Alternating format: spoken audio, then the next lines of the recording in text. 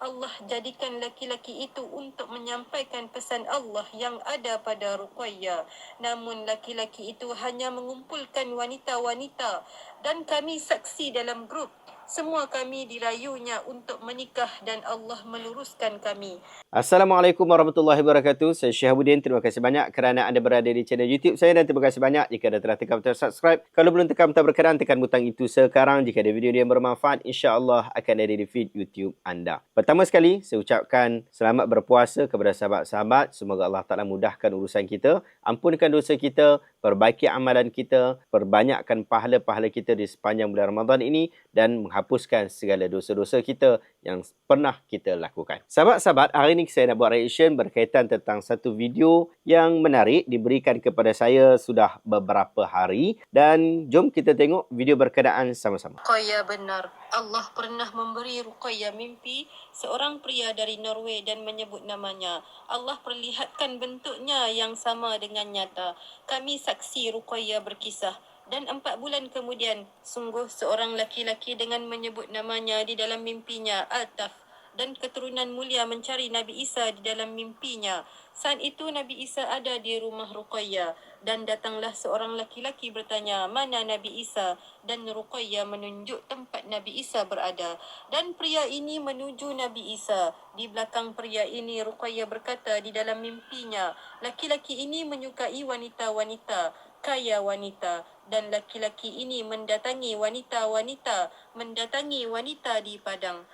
Ruqayyah bukan sesat ataupun teroris yang dituduhkan kerana pernah diperkarakan kerana mimpinya terjadi. Ruqayyah hanya didatangi seorang pria di dalam mimpinya yang menjadi kenyataan.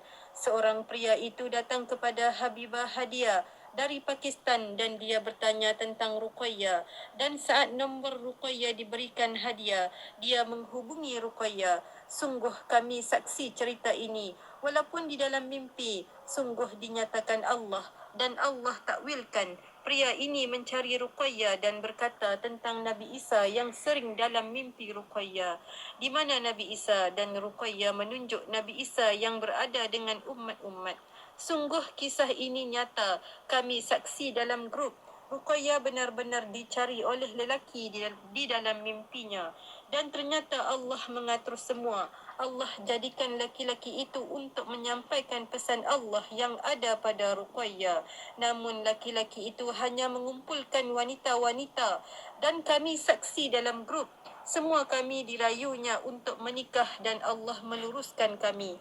Tidak ada tujuan manusia selain ketentuan Allah dan jalan yang lurus.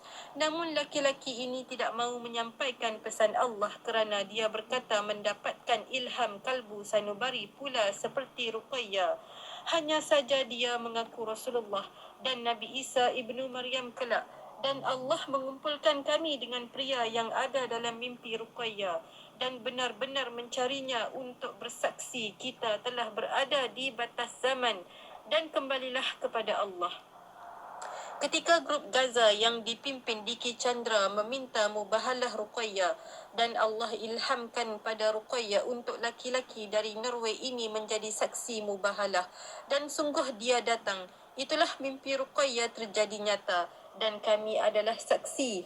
Laki-laki dari Norway itu mendatangi wanita-wanita di padang. Dalam mimpi Ruqayyah itu nyata terjadi. Saat mubahalah terjadi, laki-laki itu berkata dia Rasulullah dan dia Isa ibnu Maryam. Bahkan dia berkata kelak Isa ibnu Maryam menaungi tubuhnya, namun Allah tidak menyukainya kerana tidak ada lagi Nabi dan Rasulullah. Bahkan Nabi Isa di dalam mimpi Ruqayyah turun diapit 2 sayap malaikat, bukan menaungi tubuh seseorang. Dan Allah menyuruh Ruqayyah menghapus nama gelar yang Allah berikan untuk laki-laki dari Norway kerana tidak ada lagi Nabi dan Rasulullah. Allah menjadikan Ruqayyah adalah saksi kerana Allah menjaga kerasulan Nabi Muhammad. Dan sejak itulah laki-laki dari Norway itu berkata Allah Ruqayyah iblis Dajjal dan Allah ilhamkan di kalbu Dialah Ad-Dajjal itu, dan sejak itu Ruqayyah diperlihatkan Allah Ad-Dajjal dalam mimpinya. Dia seorang yang ingkar kepada Allah kerana berkata dia Rasulullah, dan benar tidak ada lagi Nabi dan Rasul.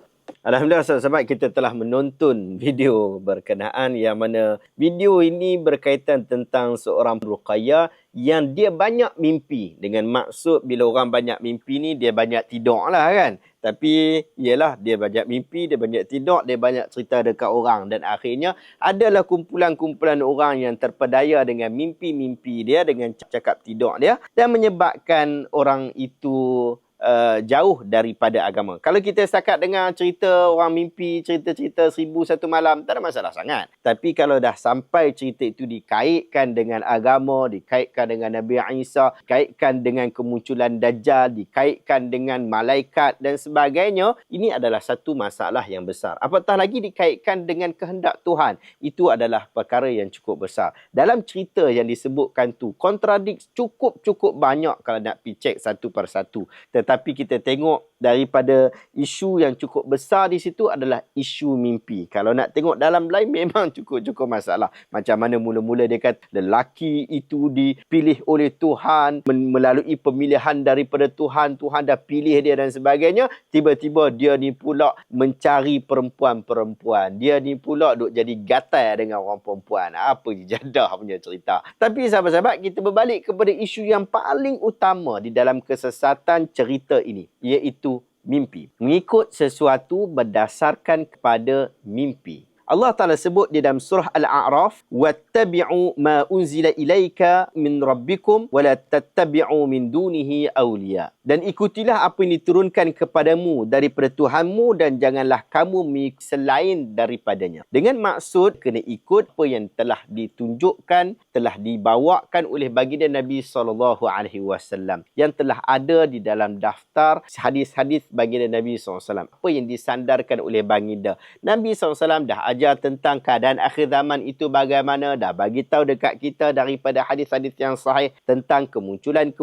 Nabi Isa nanti, kemunculan Dajjal, kemunculan Al-Mahdi berdasarkan daripada teks berkenaan. Tidak perlu lagi dirujuk pada mimpi-mimpi. Bahkan mimpi ini juga boleh terjadi dalam pelbagai keadaan. Boleh jadi, boleh jadi. Oleh sebab itu, para ulama menyatakan, bahkan sepakat menyatakan bahawa mimpi selain daripada mimpi seorang Nabi tidak boleh dijadikan sebagai rujukan ataupun dijadikan sebagai dalil, apatah lagi amalan. Di dalam hadis riwayat Muslim disebutkan ar-ru'ya thalathun, fa-ru'ya minallah, wa ru'ya minasyaitan, wa ru'ya mimma yuhaddithu bihil mar'u nafsahu. Mimpi itu berlaku disebabkan 3 perkara. Yang pertama, mimpi yang datang daripada Allah. Yang kedua, mimpi yang datang daripada syaitan. Yang ketiga, mimpi yang datang disebabkan apa yang berlaku terhadap diri mereka sendiri. Yang datang daripada Allah, boleh jadi ia adalah wahyu yang datang kepada Nabi. Demikian juga mimpi-mimpi yang benar yang datang kepada orang-orang soleh ataupun orang-orang yang dikehendaki oleh Allah SWT. Tak kira dah dia itu soleh ataupun dia itu taleh, tapi Allah Ta'ala kehendaki. Yang kedua adalah yang datang daripada syaitan, yang biasanya daripada mimpi-mimpi yang buruk, cerita-cerita yang menggerunkan, yang tidak disukai oleh manusia. Dan yang ketiga adalah mimpi yang boleh jadi datang daripada keadaan diri kita. Kita pada hari itu kita lapar sangat, maka kita mimpi makan McDonald. Ataupun kita rasa geram sungguh dengan budak tu, kita mimpi kita pukul budak tu. Ataupun dalam hidup kita ni kita rasa rindu sangat dengan seseorang, lalu kita mimpi bertemu dengan orang berkenaan. Itu adalah yang terhasil daripada perbuatan atas muka bumi ataupun kehendak ketika kita di dalam jaga. Hadis ini adalah hadis yang sahih riwayat Imam Muslim. Maka mimpi yang kata mimpi Ruqayyah itu datang daripada mana? Sudah tentu ia bukan datang daripada Allah kerana ia bercanggah dengan nas-nas dan juga wahyu yang datang daripada Allah yang jelas daripada ajaran baginda Nabi SAW. Adakah datang daripada syaitan? Ada kemungkinan. Adakah ia datang daripada kehendak kehidupan dia waktu sedar? Berkemungkinan juga ialah dia duduk kiak benda tu saja, dia sendiri pun duduk cerita dekat orang, last sekali dia mungkin dibohongi dengan pembohongan yang telah dilakukan sebelum ni. Dibohongi dengan mimpi-mimpi yang bohong. Oleh sebab itu para ulama menyatakan ar-ru'ya la tusbitu bihal ahkamu syar'iyyah. Mimpi tidak boleh menetapkan sebarang hukum syarak. Apatah lagi cerita-cerita yang bercanggah dengan apa yang datang daripada wahyu bagi Nabi SAW. Saya nasihatkan supaya kita sentiasa memerhatikan dan berkritis dengan apa yang sampai kepada kita. Tidak semua yang datang kepada kita itu adalah ilmu. Boleh jadi ia adalah satu upaya untuk memperdaya kita. Sebab itu, apabila datang sesuatu perkara, kita semak terlebih dahulu. Jika kita rasa ada keraguan, kita persoalkan dan kita bertanya dengan orang yang mungkin lebih arif berkaitan tentang hal berkenaan.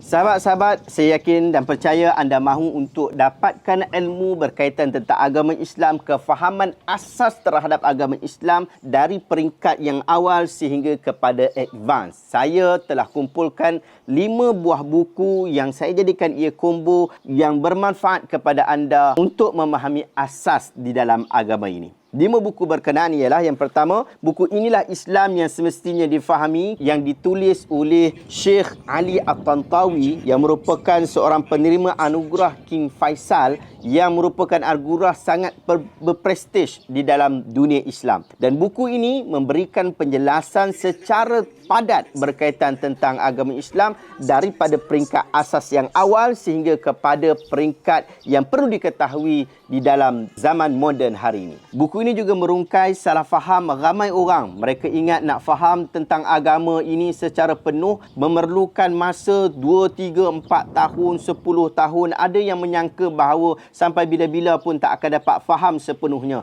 Buku ini merungkai salah faham berkenaan dan menjelaskan bahawa agama Islam ini adalah agama yang mudah dan sangat mudah untuk difahami. Buku yang kedua ialah buku yang dicadangkan oleh Dr. Muhammad Asir Zainul Abidin, Mufti Negeri Perlis, yang bertajuk Ma'al A'immah. Buku yang merungkai 4 tokoh utama di dalam Ahlus Sunnah wal Jamaah, iaitu Imam Malik bin Anas, Imam Abu Hanifah, Imam Syafi'i, Imam Ahmad ibn Hanbal. Buku yang ringkas dan padat ini pasti akan membawa keterujaan kepada pembaca apabila mengetahui kisah-kisah yang jarang disebutkan oleh ramai orang tentang tokoh-tokoh berkenaan. Ketiga ialah buku yang saya tulis beberapa tahun lepas yang berjudul Asas Ilmu Hadis yang memberikan penjelasan dan juga penerangan kepada kita tentang mudahnya belajar ilmu hadis. Ilmu yang mengkaji tentang kebenaran di sebalik kata-kata baginda Nabi SAW.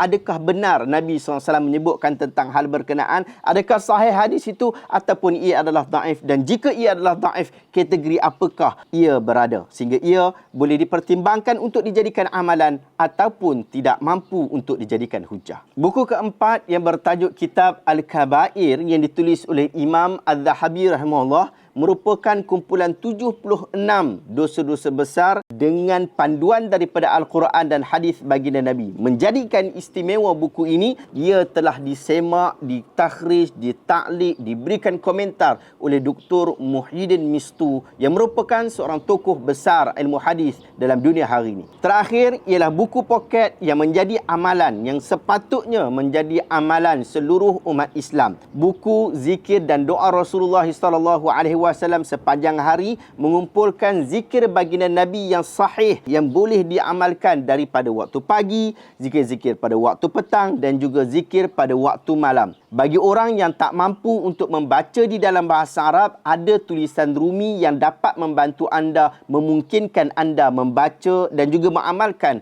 doa-doa dan zikir baginda Nabi SAW. Sahabat-sahabat, kelima-lima buku ini adalah combo Ramadan tahun ini. Harga asal bagi kelima-lima buah buku ini ialah RM153.30, tetapi saya nak bagi kepada anda dengan harga yang cukup istimewa untuk Ramadan tahun ini. Hanya RM125 untuk 300 pembeli yang awal sahaja. Justru itu, segera WhatsApp saya 0133023316 untuk dapatkan combo ini. Terima kasih banyak kerana menonton. Jumpa lagi dalam video reaksi seterusnya. Assalamualaikum warahmatullahi wabarakatuh.